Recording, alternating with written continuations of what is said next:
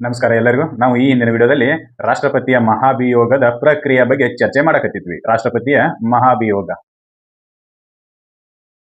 ಮಹಾಭಿಯೋಗದ ಬಗ್ಗೆ ಚರ್ಚೆ ಮಾಡಕತ್ತಿದ್ವಿ. ಅದರೊಳಗ ಆರ್ಟಿಕಲ್ 61 ಸಬ್ ಕ್ಲಾಸ್ 2 ಉಪಬಂಧ ಎ ಮತ್ತು ಬಿ ಗಳ ಬಗ್ಗೆ ಚರ್ಚೆ ಮಾಡಿದ್ವಿ. ಏನು, ಸಂಸತ್ತಿನ ಯಾವುದೇ ಸದನದಲ್ಲಿಯೂ ಯಾವುದಾದರೂ ಒಂದು ಸದನದಲ್ಲಿ ರಾಷ್ಟ್ರಪತಿಯ ಮಹಾಭಿಯೋಗ ಪ್ರಕ್ರಿಯೆಯನ್ನ ಆರಂಭಿಸಬಹುದು ಅಂತೇಳಿ ಆರ್ಟಿಕಲ್ 61 ಸಬ್ ಕ್ಲಾಸ್ 1 ಹೇಳ್ತೈತಿ. ಹೌದಾ? ಇನ್ನು ಆರ್ಟಿಕಲ್ 61 ಸಬ್ ಕ್ಲಾಸ್ 2 ಎ ಮತ್ತು ಬಿ ಏನ್ ಹೇಳ್ತಾವ ಅಂತಂದ್ರೆ, ಮಹಾಭಿಯೋಗ ಪ್ರಕ್ರಿಯೆ ಆರಂಭಕ್ಕೂ ಮುನ್ನ ನೀವೇನು ರಾಷ್ಟ್ರಪತಿಗೆ ಸಂವಿಧಾನದ ಉಲ್ಲಂಘನೆಯ ಆಧಾರದ ಮೇಲೆ ಮಹಾಭಿಯೋಗ ಪ್ರಕ್ರಿಯೆಯನ್ನು ಹಮ್ಮಿಕೊಂಡಿರಿ, ಅದಕ್ಕಿಂತನೂ ಮೊದಲು ಪ್ರಕ್ರಿಯೆ ಆರಂಭಕ್ಕೂ ಮೊದಲು ಏನ್ ಮಾಡಬೇಕು ಅಂತಂದ್ರೆ 14 ದಿನಗಳ ಮುಂಚಿತವಾಗಿ ರಾಷ್ಟ್ರಪತಿಗೆ ನೋಟಿಸ್ ಕೊಡಬೇಕು. ನೋಡ್ರಿ ಸಾಹೇಬ್ರ, ನೀವು ಈ ರೀತಿಯಾಗಿರ್ತಕ್ಕಂಥ ಕಾನ್ಸ್ಟಿಟ್ಯೂಷನ್ ನ ಉಲ್ಲಂಘನೆ ಮಾಡಿರಿ, ಸಂವಿಧಾನದ ಉಲ್ಲಂಘನೆ ಮಾಡಿರಿ, ಅದಕ್ಕೆ ನಾವು ನಿಮ್ಮನ್ನ ಪದವಿಯಿಂದ ತೆಗೆದುಹಾಕಲು ಈ ಮೋಷನ್ ಅನ್ನ ಮೂವ್ ಮಾಡಕತ್ತೀವಿ, ಟರಾವನ್ನ ಪಾಸ್ ಮಾಡಕತ್ತೀವಿ ಅಂತೇಳಿ 14 ದಿನಗಳ ಮುಂಚಿತವಾಗಿ ನೋಟಿಸ್ ಅನ್ನ ಯಾರಿಗೆ ಕೊಡಬೇಕು? ರಾಷ್ಟ್ರಪತಿಗೆ ಕೊಡಬೇಕು. ಯಾಕೆ ಕೊಡಬೇಕ್ರಿ ಅಂತ ಕೇಳಿದ್ರೆ, ಹೌದು, ಅವ್ನ್ ಯಾರನ್ನ ನೀವು ಪದವಿಯಿಂದ ತೆಗಿಯಕತ್ತೀರಿ ಅವ್ನ್ ಗೊತ್ತಾಗಬೇಕಲ್ಲ, ನೀವು ಯಾವ ಕಾರಣಕ್ಕಾಗಿ ಅವರನ್ನ ಪದವಿಯಿಂದ ಕೆಳಗಿಳಿಸಾಕತ್ತೀರಿ ಅನ್ನೋದು. ಅದ್ರ ಸಂಬಂಧ ಏನ್ ಮಾಡಬೇಕು ಅಂತಂದ್ರೆ, ಯಾರನ್ನ ಮಹಾಭಿಯೋಗ ಪ್ರಕ್ರಿಯೆಯ ಮೂಲಕ ಪದವಿಯಿಂದ ಕೆಳಗಿಳಿಸೋರಿದ್ರು ಅವರಿಗೆ 14 ದಿನಗಳ ಮುಂಚಿತ ನೋಟಿಸ್ ಅನ್ನ ಕೊಡಬೇಕು. ಕೊಟ್ಟಾದ ನಂತರ ಸರ್ ಮುಗಿತನ್ರಿ ಅಂತ ಕೇಳಿದ್ರೆ, ಇಲ್ಲ, ಆ ಟರಾವ್ ಪಾಸ್ ಆಗಬೇಕು ಅಂತಂದ್ರೆ ಸದನದ 1/4 ಜನ ಸಹಿ ಮಾಡಬೇಕು. 1/4 ಜನ ಸಹಿ ಮಾಡಬೇಕು. 1/4 of the house signed to that notice. The notice contained the resolution against the president. ಯಾವ ಟರಾವು ರಾಷ್ಟ್ರಪತಿಯ ವಿರುದ್ಧವಾಗಿರ್ತಕ್ಕಂಥ ಚಾರ್ಜ್ ಅನ್ನು ಹೊಂದಿರ್ತದೆಯೋ, ಆಪಾದನೆಯನ್ನು ಹೊಂದಿರ್ತದೆಯೋ, ಅದಕ್ಕೆ 1/4 ಜನ ಸಹಿ ಮಾಡಿರಬೇಕು. ಈಗ ಸಭಾಪತಿ ಇರ್ತಾರೆ.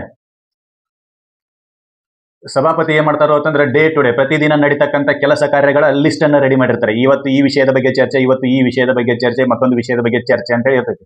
ಆವಾಗ ನೀವು ಸಡನ್ ಆಗಿ ಹೋಗಿ, ಸರ ನಮ್ಮದು ರಾಷ್ಟ್ರಪತಿಯನ್ನು ಇಂಪೀಚ್ಮೆಂಟ್ ಮಾಡೋರ್ದೀವಿ, ನಾವು 2 ಮಂದಿ ಸಹಿ ಮಾಡಿದ್ವಿ, ಪಟ್ನ ಈ ಮೋಷನ್ ಅನ್ನ ಮೂವ್ ಮಾಡ್ರಿ, ಚರ್ಚೆಗೆ ಬರ್ರಿ ಅಂತಂದ್ರೆ ಬರಂಗಿಲ್ಲ. ರಾಷ್ಟ್ರಪತಿಯ ಮಹಾಭಿಯೋಗದ ಪ್ರಕ್ರಿಯೆ ಟರಾವು ಮೊದಲು ಸಭಾಪತಿ ಅಕ್ಸೆಪ್ಟ್ ಮಾಡಬೇಕು ಅಂತಂದ್ರೆ ಆ ಸದನದ 1/4 ಜನ ಸಹಿ ಮಾಡಿರಬೇಕು. ಇದು ಅಕ್ಸೆಪ್ಟ್ ಆಗೋಕ್ಕಿಂತ ಮೊದಲು 14 ದಿನ ಏನಾಗಿರ್ಬೇಕು? ನೋಟಿಸ್ ಹೋಗಿರ್ಬೇಕು. ಯಾರಿಗೆ? ರಾಷ್ಟ್ರಪತಿಗೆ. ಇದು condition article 61 sub class 2 A ನಲ್ಲಿ ಐತಿ. ಬಿ ನಲ್ಲಿ ಈ ಟರಾವು ಚರ್ಚೆಗೆ ಬಂದ ನಂತರ, ಸದನದಲ್ಲಿ ಚರ್ಚೆಗೆ ಬಂದ ನಂತರ ಸದನದಲ್ಲಿರ್ತಕ್ಕಂಥ ಸದಸ್ಯರ ಸಂಖ್ಯೆಯ 2/3 ಮೆಜಾರಿಟಿ ಬೇಕು, ಪಾಸ್ ಮಾಡಬೇಕು. 3 ಮಂದಿ ಒಳಗೆ 2 ಮಂದಿ ಹೂ ಅನ್ಲೇಬೇಕು. ಇರ್ಲಿಲ್ಲ ಅಂತಂದ್ರೆ ಟರಾವ್ ಪಾಸ್ ಆಗೋದೇ ಇಲ್ಲ, ನಿಮ್ಮ ಮಹಾಭಿಯೋಗ ಪ್ರಕ್ರಿಯೆ ಅಲ್ಲೇ ಬಿದ್ದು ಹೋಗ್ತೈತಿ. 3 ಜನ ಇದ್ರು ಅಂತಂದ್ರೆ 3 ಜನದೊಳಗೆ 2 ಮಂದಿಗೆ ರಾಷ್ಟ್ರಪತಿ ಕೆಟ್ಟವಾಗಿರಬೇಕು, ಅಂದ್ರೆ ಮಾತ್ರ ನಿಮ್ ಟರಾವ್ ಪಾಸ್ ಆಕೈತಿ. ಇರ್ಲಿಲ್ಲ ಅಂತಂದ್ರೆ ಇಲ್ಲ. ಮೆಜಾರಿಟಿಯ ಮೂಲಕ, ಅದನ್ನ ಏನಂತ ಕರಿತೀವಿ ಅಂದ್ರೆ ವಿಶೇಷ ಬಹುಮತ ಅಂತ ಕರಿತೀವಿ. 2/3 majority called as special majority. ಹೌದಾ? ಈ ಮೆಜಾರಿಟಿಯಿಂದ ಮಾತ್ರ ನೀವು ಸದನದ ಮೂಲಕ ಪಾಸ್ ಮಾಡಿದ್ರಿ ಅಂತಂದ್ರೆ ಇಂಪೀಚ್ಮೆಂಟ್ ಮೋಷನ್ ಪಾಸ್ ಆಗೈತಿ ಅಂತೇಳಿ ಅರ್ಥ. ಇದು ಪಾಸ್ ಆದ ನಂತರ ಇನ್ನೊಂದು ಸದನದ ಕೆಲಸ ಸ್ಟಾರ್ಟ್ ಆಗ್ತೈತಿ. ಈಗ ಇವರು ಚಾರ್ಜ್ ಕ್ರಿಯೇಟ್ ಮಾಡಿದ್ರು, ಆಪಾದನೆ ಮಾಡಿದ್ರು. ನೋಡ್ರಿ ಸಾಹೇಬ್ರ, ನಾವು ಇಷ್ಟು ಮಂದಿಗೆಲ್ಲ ರಾಷ್ಟ್ರಪತಿ ಅವ್ರಿಗೆ ಕೆಟ್ಟವರಾಗ್ಯಾರ, ಈ ರೀತಿ ಅವ್ರ ಮೇಲೆ ಆಪಾದನೆಗಳದಾವ, ನಾವಂತೂ ಈ ಟರಾವನ್ನ ಪಾಸ್ ಮಾಡಿ ಮೋಷನ್ ಮೂವ್ ಮಾಡಿವಿ, ನಮ್ಮಲ್ಲಿ ಇದು ಬಹುಮತದಿಂದ ಪಾಸ್ ಆಗೈತಿ. ಯಾವ ಬಹುಮತ? ವಿಶೇಷ ಬಹುಮತದಿಂದ ಪಾಸ್ ಆಗೈತಿ.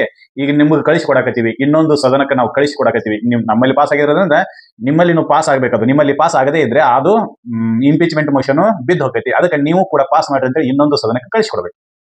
ಆವಾಗ ಇನ್ನೊಂದು ಸದನದವ್ರು ಏನ್ ಮಾಡ್ತಾರೋ ಅಂತಂದ್ರೆ ಇನ್ವೆಸ್ಟಿಗೇಷನ್ ಮಾಡಕ್ ಸ್ಟಾರ್ಟ್ ಮಾಡ್ತಾರೆ. ಇವರು ಪೊಲೀಸರು ಕೆಲಸ ಮಾಡಿದ್ರು, ಜಗಳಾಡಿರ್ತಾರೆ, ಯಾರು ಕಂಪ್ಲೇಂಟ್ ಕೊಟ್ಟಿರ್ತಾರೆ ಅವ್ರು FIR ಹಾಕಿ ಚಾರ್ಜ್ ಶೀಟ್ ಹಾಕಿದ್ರು. ಚಾರ್ಜ್ ಶೀಟ್ ಹಾಕಿದ ನಂತರ ವಿಚಾರಣೆ ಸ್ಟಾರ್ಟ್ ಆಗ್ಬೇಕಲ್ಲ, ಕೋರ್ಟ್ ಕೆಲಸ ಸ್ಟಾರ್ಟ್ ಆಗ್ಬೇಕಲ್ಲ.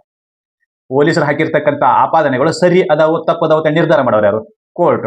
ಹಂಗೆ ಒಂದು ಸದನದವರು ಹಾಕಿರ್ತಕ್ಕಂಥ ಆಪಾದನೆ ಸರಿ ಐತೋ ತಪ್ಪೈತೋ ಅಂತ ನಿರ್ಧಾರ ಮಾಡೋರು ಯಾರು? ಇನ್ನೊಂದು ಸದನದವರು. ಅವ್ರು ಏನ್ ಮಾಡ್ತಾರೋ ಅಂದ್ರೆ ಅವಾಗ ವಿಚಾರಣೆಯನ್ನ ಕೈಗೊಳ್ತಾರೆ. ವಿಚಾರಣೆ ಹೆಂಗೆ ಕೈಗೊಳ್ಳಬೇಕು ಅನ್ನೋದ್ರ ಬಗ್ಗೆ ಆರ್ಟಿಕಲ್ 61 ಸಬ್ ಕ್ಲಾಸ್ 3 ಮತ್ತು 4 ಹೇಳ್ತವೆ. ಅವು ಏನು ಅಂತೇಳಿ ನೋಡೋಣ. ಆರ್ಟಿಕಲ್ 61 ಸಬ್ ಕ್ಲಾಸ್ 3 ಏನ್ ಹೇಳ್ತೈತೆ ಅಂದ್ರೆ, when a charge has been so prepared by either house of the parliament.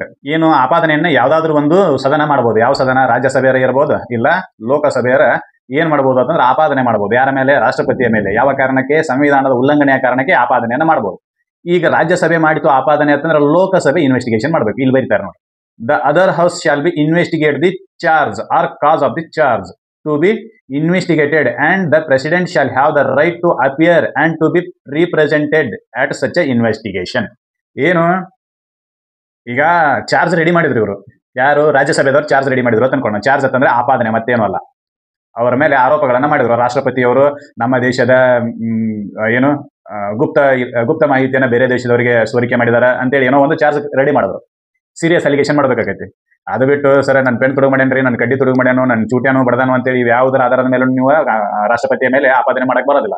Serious allegation ಮಾಡ್ಬೇಕಾಗೈತಿ. ಏನು ನಮ್ಮ ರಾಷ್ಟ್ರದ ಮುಖ್ಯ ಮಾಹಿತಿಯನ್ನ ಗುಪ್ತವಾಗಿ ಬೇರೆ ದೇಶದವರಿಗೆ ಸೋರಿಕೆ ಮಾಡಿದಾರ, ಇಲ್ಲ ಮಿಲಿಟರಿ ಇಂಟೆಲಿಜೆನ್ಸಿಯನ್ನ ಬೇರೆದವರಿಗೆ ಕೊಟ್ಟಿದಾರ, ಏನೋ ಒಂದು that will be seriously caused to the our nations. ಅದನ್ನು ಗಂಭೀರವಾಗಿ ಅದು ನಮ್ಮ ದೇಶಕ್ಕೆ ಸಮಸ್ಯೆಯನ್ನು ಉಂಟು ಮಾಡ್ತಿತ್ತು ಅಂತಂದ್ರೆ ಅಂತಹ ಮಾಹಿತಿಗಳ ಆಧಾರದ ಮೇಲೆ ನೀವೇನ್ ಮಾಡಬೇಕು, ರಾಷ್ಟ್ರಪತಿಯನ್ನ ಸಂವಿಧಾನದ ಉಲ್ಲಂಘನೆ ಆಧಾರದ ಮೇಲೆ ಇಂಪೀಚ್ಮೆಂಟ್ ಮಾಡಕ್ಕೆ ಅನುಮತಿ ಐತಿ. ಅವಾಗ ಯಾರೋ ಒಬ್ರು ಈ ರೀತಿ ಅಲಿಗೇಷನ್ ಮಾಡ್ತಾರೆ, ರಾಜ್ಯಸಭೆದವರ ಮಾಡಲಿ ಲೋಕಸಭೆದವರ ಮಾಡಲಿ. ಈಗ ನಾವು ಕನ್ಸಿಡರ್ ಯಾವ್ದು ಮಾಡ್ತೀವಿ ಅಂದ್ರೆ ಎಕ್ಸಾಂಪಲ್ಗಾಗಿ ರಾಜ್ಯಸಭೆಯನ್ನು ಕನ್ಸಿಡರ್ ಮಾಡ್ತೀವಿ, ಗಣನೆಗೆ ತಗೋತೀವಿ. ರಾಜ್ಯಸಭೆದವರು ಏನ್ ಮಾಡಿರೋ ಅಂತಂದ್ರೆ ರಾಷ್ಟ್ರಪತಿಯ ಮೇಲೆ ಸಂವಿಧಾನದ ಉಲ್ಲಂಘನೆಗಾಗಿ ಆಪಾದನೆಯನ್ನ ಮಾಡಿ ಅದನ್ನ 2/3 ಮೆಜಾರಿಟಿ ಇಂದ ಪಾಸ್ ಮಾಡಿ ಲೋಕಸಭೆ ಕಳಿಸ್ಕೊಡ್ಬೇಕು. ಅವಾಗ ಲೋಕಸಭೆದವರು ಬರಿಪ ಅಂತಾರ. ಅವರು ನೀವು ಬರ್ರಿ ಏನು ಯಾವ್ದ್ರ ಸಂಬಂಧ ಆಪಾದನೆ ಮಾಡಿರಿ ಮೊದಲು ಹೇಳ್ರಿ.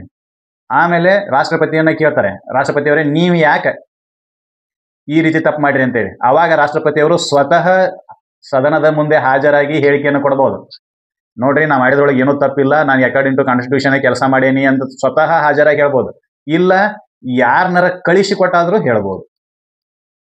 ಕಳುಹಿಸಿಕೊಟ್ಟು ತನ್ನನ್ನ ಪ್ರತಿನಿಧಿಯ ಮೂಲಕ ಕಳುಹಿಸಿಕೊಟ್ಟು ತನ್ನ ಪ್ರತಿನಿಧಿಯ ಮೂಲಕ ತನ್ನನ್ನ ಪ್ರತಿನಿಧಿಸುವ ಅಧಿಕಾರವೂ ಕೂಡ ಅವರಿಗಿದೆ. ಬೇರೆ ಯಾರನ್ನಾದ್ರೂ ಕಳಿಸಿಕೊಟ್ಟು ನಾ ಎದರ ಸಂಬಂಧ ಆ ರೀತಿ ಕೆಲಸ ಮಾಡೀನಿ ಅಂತೇಳಿ ಹೇಳಿಕೆ ಕೊಡಪ್ಪ ಅಂತ ಹೇಳ್ತಾರ ಅವ್ರು. ಆವಾಗ ಇದು ಅವರ ಯಾರಿಗೆ ರಾಷ್ಟ್ರಪತಿಯವರಿಗೆ ಇರ್ತಕ್ಕಂಥ ಅಧಿಕಾರ ಮತ್ತು ಇನ್ನೊಂದು ಸದನಕ್ಕೆ ಇರ್ತಕ್ಕಂಥ ಅಧಿಕಾರ. ಇನ್ನೊಂದು ಸದನ ಏನ್ ಮಾಡಬೇಕು ಅಂತಂದ್ರೆ ಇನ್ವೆಸ್ಟಿಗೇಷನ್ ಮಾಡಕ್ ಶುರು ಮಾಡ್ಬೇಕು. ಇನ್ವೆಸ್ಟಿಗೇಷನ್ ಮಾಡಬೇಕು ಅಂತಂದ್ರೆ ವಿಚಾರಣೆಯನ್ನ ಮಾಡಬೇಕು ಅಂತಂದ್ರೆ ಇಬ್ಬರನ್ನು ಕರೀತಾರ. ಅವ್ರು ಕರೆದು ನೀವ್ ಯಾಕೆ ಈ ರೀತಿ ಆಪಾದನೆ ಮಾಡಿರಿ ಮತ್ತೆ ನೀವ್ ಯಾಕೆ ಈ ರೀತಿ ತಪ್ಪು ಮಾಡಿರಿ, ಅವ್ರು ಆಪಾದನೆ ಮಾಡಿರೋದು ಸರಿನೋ ತಪ್ಪು ಅಂತ ಕೇಳ್ತಾರೆ. ಆವಾಗ ರಾಷ್ಟ್ರಪತಿಯವರು ಇಲ್ರಿ ನಾನು ಸದನಕ್ಕೆ ಹಾಜರಾಗಂಗಿಲ್ಲ, ನಾ ಯಾರನ್ನೂ ಕಳಿಸಿ ಕೊಡಂಗಿಲ್ಲ ಅನ್ನಂಗಿಲ್ಲ. ಏನ್ ಮಾಡ್ಬೇಕು, ತನ್ನನ್ನ ಅಲ್ಲಿ ಅವರಾದ್ರೂ ಸ್ವತಃ ಬಂದು ಹೇಳ್ಬೇಕು. ಇರ್ಲಿಲ್ಲ ಅಂತಂದ್ರ ತನ್ನ ಪ್ರತಿನಿಧಿಯನ್ನ ಕಳಿಸುವ ಮೂಲಕ ಆದ್ರೂ ತನ್ನನ್ನ ರೀಪ್ರೆಸೆಂಟ್ ಮಾಡಬೇಕು. ಇದಿರೋದು ರೀಪ್ರೆಸೆಂಟ್ ಮಾಡದೇ ಇದ್ರಿ ಅಂತಂದ್ರ ಆಪಾದನೆ ಮಾಡಿರೋದು ಸರಿ ಅಂತೇಳಿ ಒಪ್ಕೊಂಡು ನಿಮ್ಮನ್ನ ಕೆಲಸದಿಂದ ತೆಗೆದಾಕ್ತಾರೆ. ಒಂದು ಅನುಮಾನವನ್ನ ಅಥವಾ ಒಂದು ಅಪಮಾನವನ್ನ ಹೊತ್ತು ಪದವಿಯಿಂದ ಕೆಳಗಿಳೋದು ಮನುಷ್ಯನ ಇದಕ್ಕೆ ಸರಿಯಲ್ಲ. ಅದಕ್ಕೆ ಅವ್ರು ಏನ್ ಮಾಡ್ತಾರ ಅಂತಂದ್ರೆ ಹಿಂಗ ಆಪಾದನೆ ಆದ ತಕ್ಷಣ ಸ್ವತಃ ರಾಜೀನಾಮೆ ಕೊಡ್ತಾರೆ. ಇರ್ಲಿಲ್ಲ ಅಂತಂದ್ರೆ ತಾವೇ ಸದನದ ಮುಂದೆ ಹಾಜರಾಗಿ ನಾ ಯಾಕೆ ಈ ರೀತಿ ಮಾಡೇನಿ ಅನ್ನೋದನ್ನ ಸ್ಪಷ್ಟನೆ ಕೊಡ್ತಾರೆ. ಇದಿರ್ತಕ್ಕಂಥದ್ದು ಹೌದಾ. ಇರ್ಲಿ, ಇದು ಆರ್ಟಿಕಲ್ 61 ಸಬ್ ಕ್ಲಾಸ್ 3 ರಾಷ್ಟ್ರಪತಿಯವರಿಗೆ ಒಂದು ಏನ್ ಕೊಡ್ತೈತಿ, ಅವಕಾಶವನ್ನ ಕೊಡ್ತೈತಿ ನಿಮ್ಮನ್ನ ನೀವು ರೀಪ್ರೆಸೆಂಟ್ ಮಾಡಬಹುದು ಅಂತೇಳಿ. ಆಮೇಲೆ 61 ಸಬ್ ಕ್ಲಾಸ್ 3 ಏನ್ ಹೇಳ್ತೈತಿ ಅಂದ್ರೆ ಒಂದು ಸದನ ಯಾವುದಾದರೂ ಆಪಾದನೆಯನ್ನ ಪಾಸ್ ಮಾಡಿತ್ತು ಅಂತಂದ್ರೆ ಅದರದ ವಿಚಾರಣೆಯನ್ನ ಇನ್ನೊಂದು ಸದನ ಮಾಡಬೇಕು ಅಂತ ಹೇಳ್ತೈತಿ. ಪಾರ್ಲಿಮೆಂಟ್ನಾಗ ಇರೋದೇ 2 ಸದನಗಳು, ಒಂದು ರಾಜ್ಯಸಭೆ ಇನ್ನೊಂದು ಲೋಕಸಭೆ. ಹೌದಾ. ಈಗ ರಾಜ್ಯಸಭೆ ಪಾಸ್ ಮಾಡಿತ್ತು ಅಂದ್ರೆ ಲೋಕಸಭೆದವರು ವಿಚಾರಣೆ ಮಾಡಬೇಕು, ಲೋಕಸಭೆದವರು ಪಾಸ್ ಮಾಡಿದ್ರು ಅಂದ್ರೆ ರಾಜ್ಯಸಭೆದವರು ವಿಚಾರಣೆ ಮಾಡಬೇಕು. ಈಗ ನಾವು ಕನ್ಸಿಡರ್ ಮಾಡಿರೋದು ರಾಜ್ಯಸಭೆಯನ್ನು ಕನ್ಸಿಡರ್ ಮಾಡಿರೋದ್ರಿಂದ ಲೋಕಸಭೆದವರು ವಿಚಾರಣೆ ಮಾಡಕತ್ತಾರು ಅಂತೇಳಿ. ಈಗ ಲೋಕಸಭೆದವರು ಕರೀತಾರೆ, ರಾಷ್ಟ್ರಪತಿಯನ್ನ ಕರೀತಾರೆ, ಅವ್ರನ್ನು ಹೇಳ್ತಾರೆ. ಆಮೇಲೆ ಮಸೂದೆ ಮೇಲೆ ಚಾರ್ಜ್ ಮಾಡಿರ್ತಕ್ಕಂಥ ವಿಷಯಗಳನ್ನ ಗಂಭೀರವಾಗಿ ಚರ್ಚೆ ಮಾಡ್ತಾರೆ. ಚರ್ಚೆ ಮಾಡಿದಾದ ನಂತರ ಏನಕತಿ ಅನ್ನೋದು ಆರ್ಟಿಕಲ್ 61 ಸಬ್ ಕ್ಲಾಸ್ 4 ಹೇಳ್ತೈತಿ. ಏನ್ ಹೇಳ್ತೈತಿ ಅಂತ ನೋಡೋದಾದ್ರ, if as a result of the investigation a resolution is passed by majority of not less than 2/3 of the total membership of the House by which the charge was investigated or caused to be investigated, declaring that the charge prepared against the President has been sustained. Such a resolution shall have the effect of removing the President from his office as from the date on which the resolution is so passed. ಏನಿದ್ರ ಅರ್ಥ ಅಂತ ಕೇಳಿದ್ರೆ, ಈಗ ವಿಚಾರಣೆಯ ಸದನ ವಿಚಾರಣೆ ಮಾಡ್ತೈತಿ. ವಿಚಾರಣೆ ಮಾಡಿದಾದ ನಂತರ ಅದರದ್ದು ಫಲಿತಾಂಶ ಏನಾಗುತ್ತೆ ಅಂದ್ರೆ investigation resolution is passed by majority not less than 2/3 of that total membership of house. ಇವರು ವಿಚಾರಣೆ ಮಾಡಿದ್ರು. ಈಗ ಲೋಕಸಭೆದವರು ವಿಚಾರಣೆ ಮಾಡಿದ್ರು. ಲೋಕಸಭೆದವರು ವಿಚಾರಣೆ ಮಾಡಿದ ನಂತರ ಅವ್ನು ತಪ್ಪು ಮಾಡ್ಯಾನು, ರಾಷ್ಟ್ರಪತಿ ತಪ್ಪು ಮಾಡ್ಯಾನು ಅಂತ ಗೊತ್ತಾದ ನಂತರ ಅವರು ಕೂಡ ಸ್ಪೆಷಲ್ ಮೆಜಾರಿಟಿಯಿಂದ ಆ ಠರಾವನ್ನ ಪಾಸ್ ಮಾಡಬೇಕು. ಸ್ಪೆಷಲ್ ಮೆಜಾರಿಟಿ ಅಂತಂದ್ರೆ 2/3 ಆಫ್ ದಟ್ ಹೌಸ್. 3 ಇಬ್ಬರು ಮಂದಿ ಇಲ್ಲಿನೂ ತಪ್ಪೈತೆ ಅಂತ ಹೇಳ್ಬೇಕ. ಹೌಸ್ ಈಗ ಫಾರ್ ಎಕ್ಸಾಂಪಲ್ 600 ಜನ ಅದಾರ ಅನ್ಕೊಳ್ಳೋಣ ಎಲ್ಲಿ ಲೋಕಸಭೆ ಒಳಗ. 2/3 ಮೆಜಾರಿಟಿ ಅಂದ್ರೆ 2 × 2/3 ಅತ್ತೆ ಮಾಡಿದ್ರೆ 3 × 3 200 400 ಜನ ಆ ಇದಕ್ಕ ಯಾವುದಕ್ಕೆ ಆ ರೆಸಲ್ಯೂಷನ್ಗೆ ಸಹಿ ಹಾಕಬೇಕು. 2/3 ಅಂತಂದ್ರೆ ಇಂಟು 600 ಮಾಡಿದ್ವಿ ಅಂತಂದ್ರೆ 3 200 ಇಂಟು 4 ಇಂಟು 2 ಅಂತಂದ್ರೆ 400 ಜನ ಟೋಟಲಿ. 400 ಜನ ಆ ಇದಕ್ಕೆ ಸಹಿ ಮಾಡ್ಬೇಕು. ಟರಾವಿಗೆ ಸಹಿ ಮಾಡಿದಾಗ ಮಾತ್ರ ರಾಷ್ಟ್ರಪತಿಯವರ ಇಂಪೀಚ್ಮೆಂಟ್ ಮೋಷನ್ ಕಂಪ್ಲೀಟ್ ಆಗ್ತೈತಿ. ಇರ್ಲಿಲ್ಲ ಅಂದ್ರೆ ಆಗೋದಿಲ್ಲ. 400 ಜನ ಸಹಿ ಮಾಡಿ ರಾಷ್ಟ್ರಪತಿಯವರು ತಪ್ಪು ಮಾಡ್ಯಾರು ಅಂತೇಳಿ ಗೊತ್ತಾಗಿ 400 ಜನ ಸಹಿ ಮಾಡಿ ಆ ಮೋಷನ್ ಅನ್ನ ಅಡಾಪ್ಟ್ ಮಾಡ್ಕೊಂಡು ಪಾಸ್ ಮಾಡಿದ್ರು ಅಂತಂದ್ರೆ ಯಾವ ದಿನದಿಂದ ಆ ಮೋಷನ್ ಪಾಸ್ ಆಗಿರ್ತೈತಿ? ಇಂಪೀಚ್ಮೆಂಟ್ ಮೋಷನ್ ಅಂದ್ರೆ ನಾವು ಸಾಮಾನ್ಯ ಬಳಕೆಯಾಗೂ ಬಳಸ್ತೀವಲ್ಲ, ಟಾಯ್ಲೆಟ್ ಕಟ್ಟೋದು ಆ ಮೋಷನ್ ಅಲ್ಲ.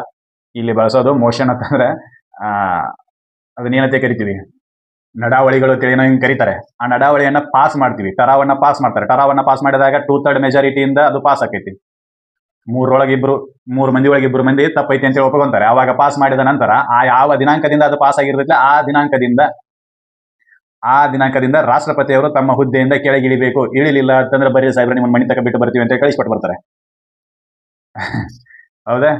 ಇದು ಗೊತ್ತಿರಬೇಕಾದ ವಿಷಯ. ಫಸ್ಟ್ನೇದೇನು, ರಾಷ್ಟ್ರಪತಿಯವರನ್ನ ಆರ್ಟಿಕಲ್ 61 ಸಬ್ ಕ್ಲಾಸ್ 1 ಏನ್ ಹೇಳ್ತೈತಿ ಅಂತಂದ್ರೆ ರಾಷ್ಟ್ರಪತಿಯ ವಿರುದ್ಧ ಇಂಪೀಚ್ಮೆಂಟ್ ಮೋಷನ್ ಅನ್ನ ಮೂವ್ ಮಾಡತಕ್ಕಂಥ ಅಧಿಕಾರ ಇರೋದು ಸಂಸತ್ತಿಗೆ ಮಾತ್ರ. ಸಂಸತ್ತಿನ ಯಾವುದೇ ಸದನವು ಅದನ್ನು ಇನಿಷಿಯೇಟ್ ಮಾಡಬಹುದು. ಕಾರಣ ಸಂವಿಧಾನದ ಉಲ್ಲಂಘನೆ ಮಾತ್ರ, ಬೇರೆ ಯಾವುದೇ ಕಾರಣ ಇಟ್ಕೊಳ್ಳಂಗಿಲ್ಲ.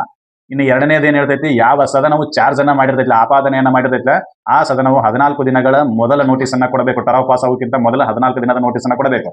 ಆ 14 ದಿನದ ನೋಟಿಸ್ ನಲ್ಲಿ ಆ ಟರಾವನ್ನ ಒಪ್ಪಿಕೊಳ್ಳುವ ಸಲುವಾಗಿ 1/4 ಜನ ಸಹಿ ಮಾಡಿರಬೇಕು. ಆಮೇಲೆ ಅದು ಟರಾವ್ ಪಾಸ್ ಆಗಬೇಕು, ಮತ್ತೊಂದು ಸಭೆಗೆ ಹೋಗಬೇಕು ಅಂತಂದ್ರೆ 2/3 ಮೆಜಾರಿಟಿಯಿಂದ ಪಾಸ್ ಆಗಬೇಕು. 2/3 ಮೆಜಾರಿಟಿಯಿಂದ ಪಾಸ್ ಆದ ನಂತರ ಆರ್ಟಿಕಲ್ 61 ಸಬ್ ಕ್ಲಾಸ್ 3 ಪಿಕ್ಚರಿಗೆ ಬರ್ತೈತೆ. ಅವಾಗ ಏನ್ ಮಾಡತೈತಿ ಅಂದ್ರೆ ವಿಚಾರಣಾ ಸಭೆಯು ಲೋಕಸಭೆ ವಿಚಾರಣೆ ಮಾಡ್ತೈತಿ ಅಂದ್ರೆ ಆ ಸಭೆ, ರಾಜ್ಯಸಭೆ ವಿಚಾರಣೆ ಮಾಡ್ತೈತಿ ಅಂದ್ರೆ ಅದು. ವಿಚಾರಣೆ ಸಭೆಯು ಏನ್ ಮಾಡ್ತೈತಿ ಅಂತಂದ್ರೆ ರಾಷ್ಟ್ರಪತಿ ಅವರಿಗೆ ತನ್ನನ್ನು ತಾನು ಡಿಪೆಂಡ್ ಮಾಡ್ಕೊಳಕ್ ಅವಕಾಶವನ್ನ ಕೊಡಬೇಕು. ಹೌದಾ? ಅವಕಾಶವನ್ನ ಕಟ್ಟಾದ ನಂತರ ವಿಚಾರಣೆ ಮುಗಿದ ನಂತರ ರೆಸೊಲ್ಯೂಷನ್ ಸಸ್ಟೈನ್ ಆಯ್ತು ಅಂತಂದ್ರೆ, ಅಂದ್ರೆ ಈ ಒಂದು ಹಿಂದಿನ ಸದನವು ಮಾಡಿರ್ತಕ್ಕಂಥ ಆಪಾದನೆ ಸರಿ ಐತಿ ಅಂತೇಳಿ ಕಂಡು ಬಂದ ನಂತರ ಈ ಸದನದಲ್ಲಿ ಇರ್ತಕ್ಕಂಥ ಒಟ್ಟು ಸದಸ್ಯರ 2/3 ಜನ ಏನ್ ಮಾಡಬೇಕು, ರೆಸೊಲ್ಯೂಷನ್ಗೆ ಮತ ಹಾಕಬೇಕು. 2/3 ಮತದ ಮೂಲಕ ಅದು ಪಾಸ್ ಆಯ್ತು ಅಂದ್ರೆ ಇದನ್ನ ಸ್ಪೆಷಲ್ ಮೆಜಾರಿಟಿ ಅಂತ ಕರಿತೀವಿ. ಈ ಸ್ಪೆಷಲ್ ಮೆಜಾರಿಟಿಯ ಮೂಲಕ ಪಾಸ್ ಆಯ್ತು ಅಂತಂದ್ರೆ ಅವತ್ತಿನ ಹಿಡಿದ ರಾಷ್ಟ್ರಪತಿಯವರು ತಮ್ಮ ಅಧಿಕಾರವನ್ನು ಕಳ್ಕೊಂಡ್ರು ಅಂತೇಳಿ ಘೋಷಣೆ ಆಕೈತಿ. ಇದಿಷ್ಟು ಮಾಹಿತಿ ಗೊತ್ತಿರಬೇಕು. ರಾಷ್ಟ್ರಪತಿಯವರ ಇಂಪೀಚ್ಮೆಂಟ್ ಮಹಾಭಿಯೋಗದ ಪ್ರಕ್ರಿಯೆ ಇಲ್ಲಿವರೆಗೂ ನಡೀತೈತಿ.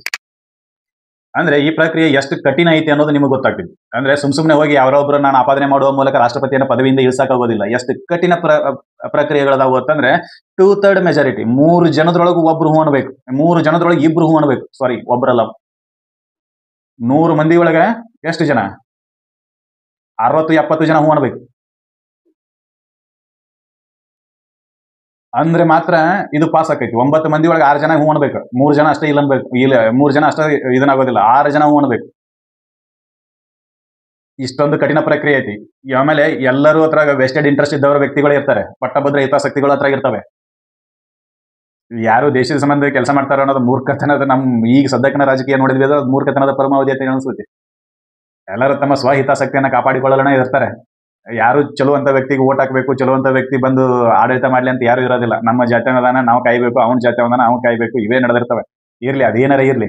ಇಷ್ಟೆಲ್ಲದರ ನಡಬರ್ಕ 2/3 ಮೆಜಾರಿಟಿಯಿಂದ ಆ ರೆಸೊಲ್ಯೂಷನ್ ಪಾಸ್ ಆಗಬೇಕು, ಟರಾವ್ ಪಾಸ್ ಆಗಬೇಕು ಅಂದ್ರೆ ಮಾತ್ರ ರಾಷ್ಟ್ರಪತಿ ಅವರು ಪದವಿಯಿಂದ ಕೆಳಗಿರ್ತಾರೆ. 2/3 ಮೆಜಾರಿಟಿ ಅಂತಂದ್ರೆ 60%, ಸದನದ 60% ಓಟ್ ಹಾಕ್ಬೇಕು ವಿರುದ್ಧವಾಗಿ. ಇದು ಆಗೋ ಮಾತಲ್ಲ.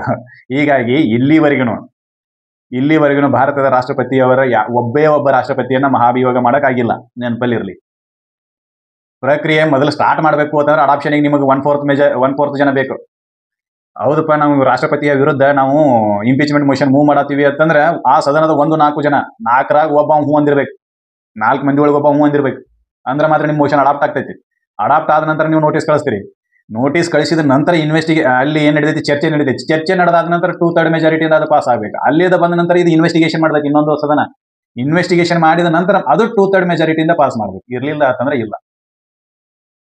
ಇಷ್ಟು ಕಠಿಣತಮ ಕೆಲಸ ಇದೆ, ಅತ್ಯಂತ ಕಠೋರ ಕೆಲಸ ಇದು, ಈ ಪ್ರಕ್ರಿಯೆಗಳು. ಇದೊಂದು. ಆಮೇಲೆ ಯಾರು ಸುಪ್ರೀಂ ಕೋರ್ಟ್ನ ನ್ಯಾಯಾಧೀಶರನ್ನ ತೆಗೆದಾಕೋದು, ಮಹಾಭಿಯೋಗ ಮಾಡೋದು, ಅದು ಇಷ್ಟೇ ಕಠಿಣವಾಗಿರ್ತಕ್ಕಂಥ ಕೆಲಸ. ಇಷ್ಟು ಸೇಫ್ ಗಾರ್ಡ್ ಇರೋದ್ರಿಂದನೇ ಇವರು ನಿರ್ಭೀತವಾಗಿ ಕೆಲಸ ಮಾಡಬಹುದು. ಇರ್ಲಿಲ್ಲ ಅಂತಂದ್ರೆ ಸರ್ತಿಗೊಂದ್ಸಲ ನಿಮ್ಮನ್ನ ಇಂಪೀಚ್ಮೆಂಟ್ ಮಾಡ್ತೀನಿ ನೋಡ್ರಿ, ಸಹಿ ಮಾಡ್ತೀರಿ ಇಲ್ಲೋ ಅಂತ ಹಿಂಗೆ ಕೇಳಿ ಬಂದೈತಿ. ಹೌದಾ? ನೀ ಇಂಪೀಚ್ಮೆಂಟ್ ಮಾಡ್ಕೊಳ್ಳೋಗುತ್ತಮ್ಮ, ನಾನು ನೋಡ್ತಾ ಆಮೇಲೆ ನೋಡ್ತೀನಿ ಅಂತೇಳಿ ಅನ್ನೋ ಧೈರ್ಯ ಬೇಕಲ್ಲ. ಅದಕ್ಕೆ ಈ ರೀತಿ ಪ್ರೊಸೆಸ್, ಕಠಿಣವಾಗಿರ್ತಕ್ಕಂಥ ಪ್ರೊಸೆಸ್ ಅನ್ನು ಇಟ್ಟಾರೆ. ಇರ್ಲಿಲ್ಲ ಅಂತಂದ್ರೆ ಸಹಿ ಮಾಡೋದಿಲ್ಲ, ನಡಿ ನಾಳೆ ಇಂಪೀಚ್ಮೆಂಟ್ ಮೋಷನ್ ಮೂವ್ ಮಾಡ್ತೀನಿ, ಅದೇನ್ ಮಾಡೋದಿಲ್ಲ, ನಾನು ನೋಡ್ತೀನಿಲ್ಲ ಅನ್ನೋ ಮಂದಿ ಐತಿ. ಹೌದಾ? ಧಮಕಿ ಏನ್ ಯಕಶ್ಚಿತ್ ಒಬ್ಬ ಗ್ರಾಮ ಪಂಚಾಯತ್ ಅಧ್ಯಕ್ಷ ಇದ್ದ SP ಅದು ಧಮಕಿ ಕೊಡ್ತಾರೆ ಇವರು. ಇವ್ರ ಕೈಯಾಗ ಅಧಿಕಾರ ಕೊಟ್ರ ಗತಿ ಏನಂತ, ರಾಷ್ಟ್ರಪತಿನ ಒಟ್ಟ ಆಳ್ ಮನುಷ್ಯನ ಅಡಿಗೆ ಮನಿ ಆಳ್ ಮನುಷ್ಯನ್ ಮಾಡ್ಕೊಂಡಾಗ ಮಾಡ್ಬಿಡ್ತಾರೆ ಇವ್ರು. ಅದಕ್ಕೆ ಇಷ್ಟು ಕಠಿಣ ಪ್ರಕ್ರಿಯೆಗಳನ್ನು ಇಟ್ಟಾರ. ಇರ್ಲಿ, ಇದಿಷ್ಟು ಮಾಹಿತಿ ರಾಷ್ಟ್ರಪತಿಯ ಮಹಾಭಿಯೋಗದ ಬಗ್ಗೆ. ಇದರಲ್ಲಿ ಕೊಟ್ಟಿರ್ತಕ್ಕಂಥ ಮಾಹಿತಿ ನಿಮಗೆಲ್ಲ ಇಷ್ಟ ಆಗೈತಿ ಅಂತ ಅನ್ಕೊಂತೀನಿ. ಇಷ್ಟ ಆಗಿತ್ತು ಅಂದ್ರೆ ಈ ಮಾಹಿತಿಯನ್ನು ಎಲ್ಲರಿಗೂ ಶೇರ್ ಮಾಡ್ರಿ, ನಮ್ಮ ಚಾನೆಲ್ ಅನ್ನು ಸಬ್ಸ್ಕ್ರೈಬ್ ಮಾಡ್ರಿ ಮತ್ತು ಲೈಕ್ಸ್ ಕಮೆಂಟ್ ಮಾಡ್ರಿ. ಮುಂದಿನ ವಿಡಿಯೋದಲ್ಲಿ ಮತ್ತೊಂದು ಸೆಕ್ಷನ್ ಬಗ್ಗೆ ಡಿಸ್ಕಷನ್ ಮಾಡೋಣ. ಅಲ್ಲಿವರೆಗೂ ಧನ್ಯವಾದಗಳು.